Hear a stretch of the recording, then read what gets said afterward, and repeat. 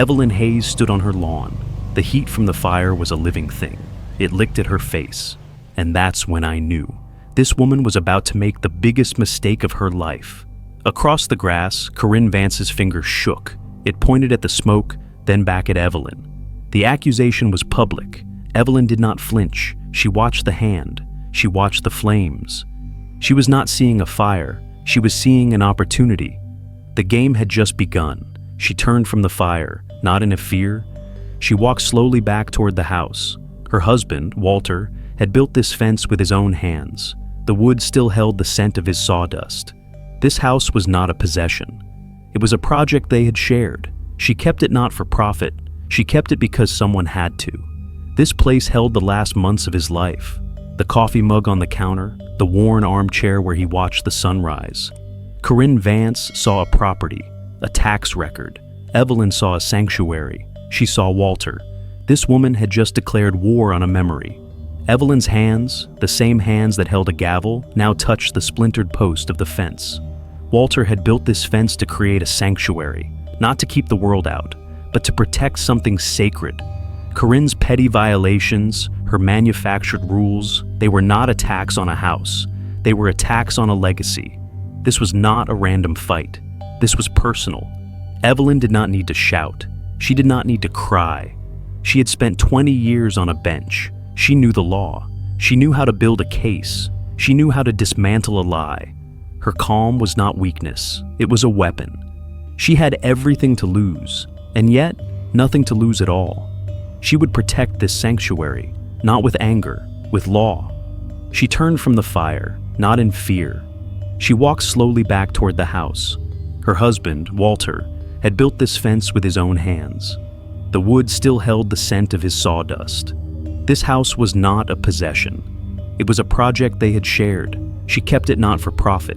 She kept it because someone had to. This place held the last months of his life. The coffee mug on the counter, the worn armchair where he watched the sunrise. Corinne Vance saw a property, a tax record. Evelyn saw a sanctuary. She saw Walter. This woman had just declared war on a memory.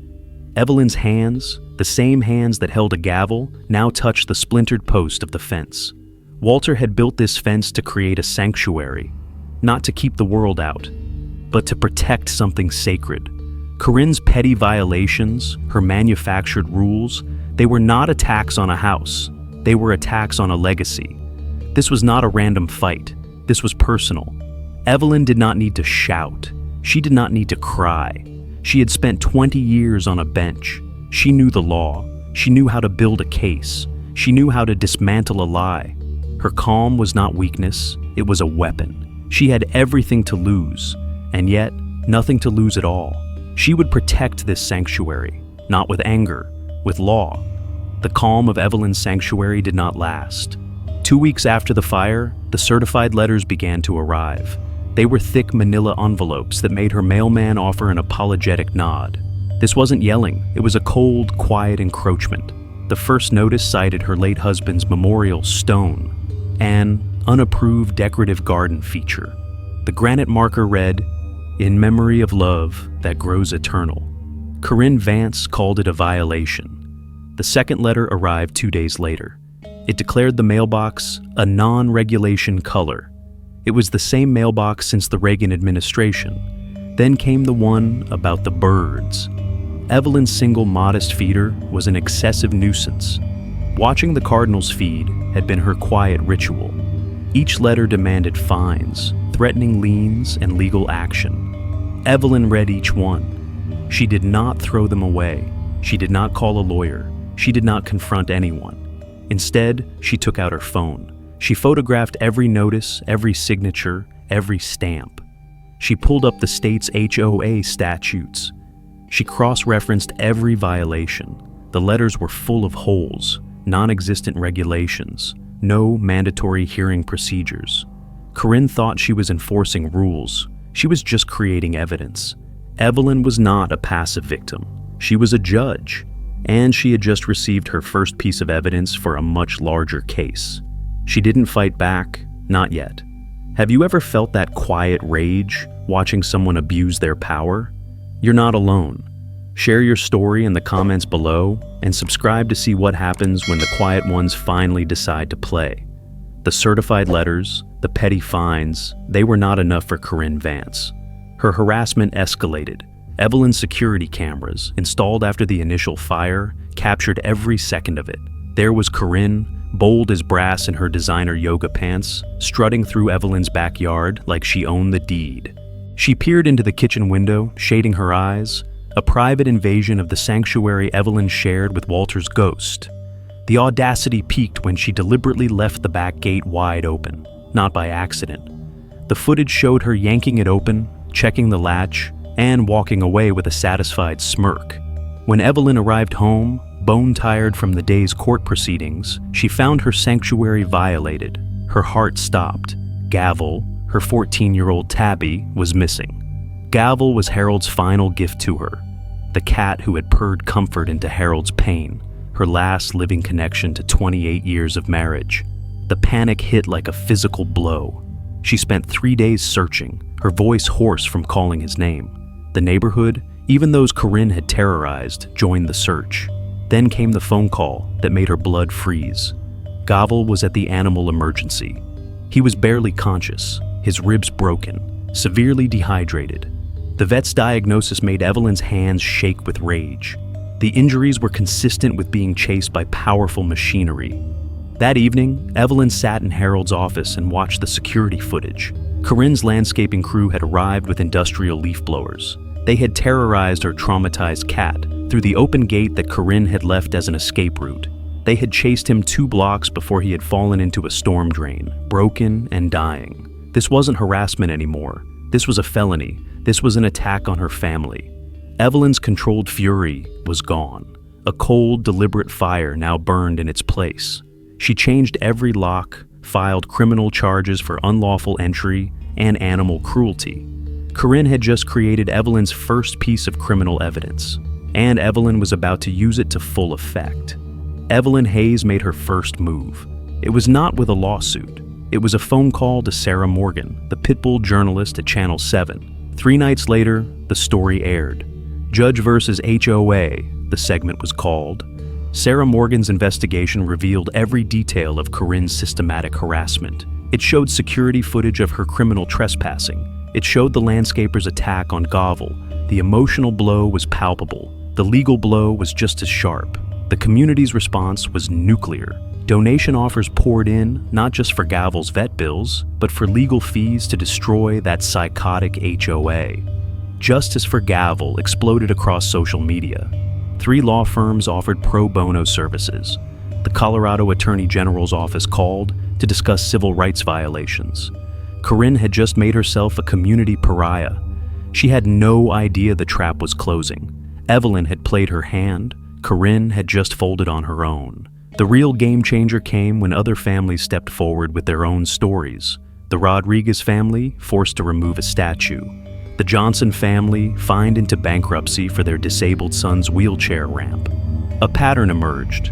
Corinne wasn't just targeting Evelyn. This was a systematic harassment campaign against anyone who didn't fit her suburban master race fantasy. This was discrimination wrapped in HOA bureaucracy. This was a much larger criminal enterprise. While the public was screaming for justice, Evelyn was quietly working in her husband's office. She found a beautiful piece of legal ammunition buried in the statutes. Unlawful entry with intent to intimidate carried the same penalties as burglary. Animal cruelty could be stacked with conspiracy. Corinne had not just committed one crime, she had created a federal RICO predicate.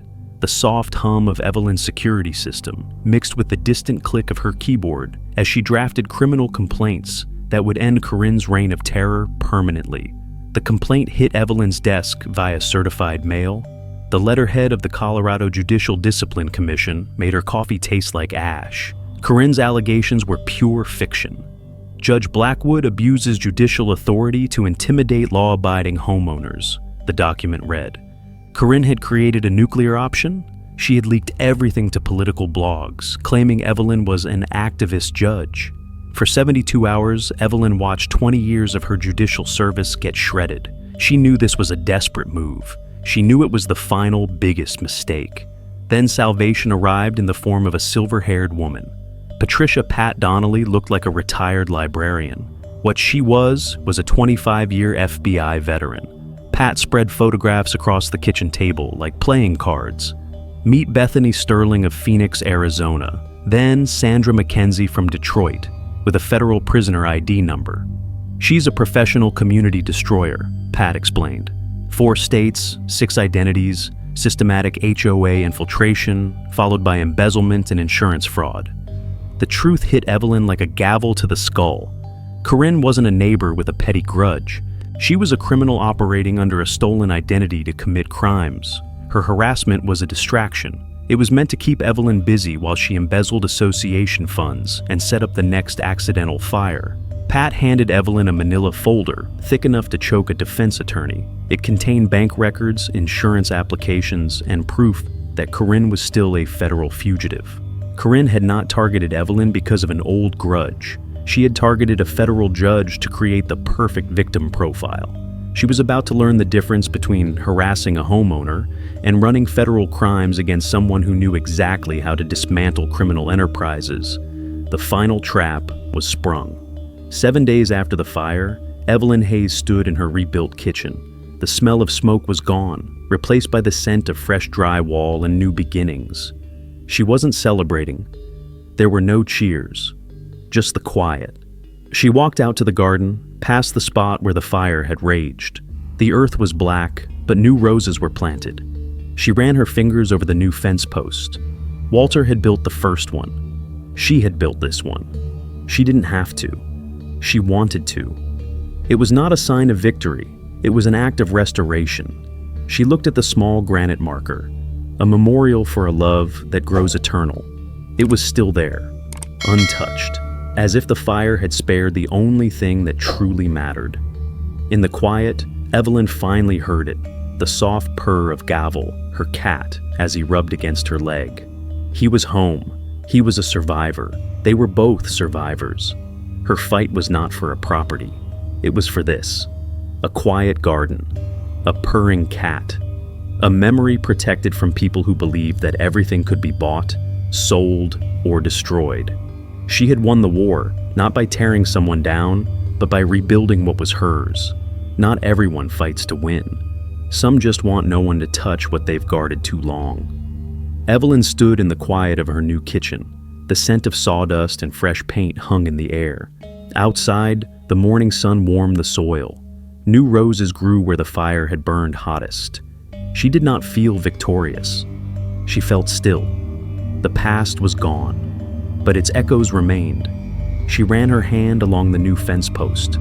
Walter's mark was gone, but the love was not. The fight was not for a property line. It was for this feeling, for this silence. She watched the cardinals flock to the new feeder. Gavel, her cat, purred softly in his sunbeam. Life had returned. It was not a grand triumph. It was a simple restoration, a reminder that some battles are fought for things that cannot be replaced, for things that must be protected, not avenged. There are things that do not need to be fought for, as long as we can maintain our reason and composure.